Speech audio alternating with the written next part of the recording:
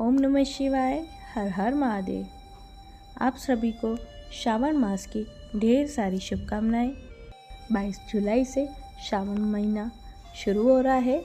आज हम श्रावण मास की कथा सुनेंगे। पूरे श्रावण मास में आप इस कथा को श्रवण ज़रूर करें। इससे आपकी सारी मनोवांछित इच्छाएं पूरी होंगी और आपका जीवन सुखमय खुशहाल होगा। एक समय की बात है, एक नगर में एक धनी व्यक्ति रहता था, जिसके पास सभी प्रकार की धन दौलत शोहरत थी। लेकिन दुर्भाग्य यह था कि उस व्यक्ति की कोई भी संतान न थी। इस बात का दुख उसे हमेशा सताता था। लेकिन वह और उसकी पत्नी दोनों ही शिव भक्त थे। दोनों ही भगवान शिव की आराधना में सोमवार का व्रत रखते थे। उनकी सच्ची भक्ति को देखकर माँ पार्वती ने शिव भगवान से उन दोनों दंपति की सुनी गोद भरने का आग्रह किया। परिणाम स्वरूप शिव जी के आशीर्वाद से उनके घर में पुत्र ने जन्म लिया। लेकिन बालक के जन्म के साथ ही एक आकाशवाणी हुई थी, यह बालक अल्पायु होगा। 12 साल की आयु में इस बालक की मृत्यु हो जाएगी। इस भविष्य कथन के साथ उस व्यक्ति को पुत्र प्राप्ति की अति खुशी न थी। उसने अपने बालक का नाम अमर रखा। जैसे अमर थोड़ा बड़ा हुआ, उस धनी व्यक्ति ने उसकी शिक्षा के लिए उसे काशी भेजना उचित समझा। उसने अपने साले को अमर के साथ काशी भेजने का निश्चय किया।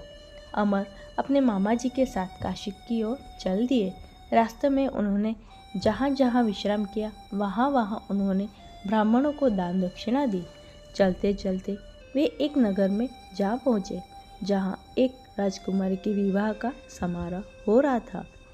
उस राजकुमारी का दूल्हा एक आंख से काना था। यह बात दूल्हे के परिवार वालों ने राज परिवार से छिपा कर रखी थी।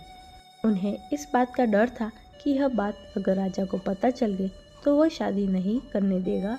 इसलिए दूल्हे के घर वालों ने अमर से झूठ-मूठ का दूल्हा बनने का आग्रह किया। वह उनके आग्रह को मना न कर सका। इस प्रकार उस राजकुमारी के साथ अमर की शादी हो गई। लेकिन वह उस राजकुमारी को धोखे में नहीं रखना चाहता था। इसलिए उसने राजकुमारी की चुनरी में एक घटनाक्रम की पूरी सच्चाई लिख दी। राजकुमारी ने जब अमर के उस संदेश को पढ़ा, तब उसने अमर को ही अपना पति माना और काशी से वापस लौटने तक उसका इंतज़ार करने को कहा। अमर और उसके मामा वहाँ से काशी की ओर चल दिए। समय का पहिया आगे बढ़ता रहा। उधर अमर हमेशा धार्मिक कार्यों में लगा रहता था। जब अमर ठीक 12 साल का हुआ, तब वह शिव मंदिर में भोले बाबा को बेलपत्तियां चढ़ा रहा था। उसी समय वहां यमराज उसके प्राण लेने पधार गए। लेकिन इससे पहले भगवान शिव ने अमर की भक्ति से प्रसन्न होकर उसे दीर्घायु का वरदान दे दिया। परिणाम स्वरूप यमराज को खाली हाथ लौटना पड़ा। बाद में अमर काशी से शिक्षा प्राप्त करके अपनी पत्नी के साथ राजकुमारी के साथ घर लौटा। ये थी श्रावण मास की कथा। इसे पूरे महीने आप जरूर सुने। जैसे कृपा भोले भंडारी ने उस ब्राह्मण पे की, वैसे ही कृपा व्रत करने वाले, कथा सुनने वाले और कथा पढ़ने वाले पे करना। भोले भंडारी सबकी इच्छा पूरी करे, सब पे अपनी कृपा बनाए रखे।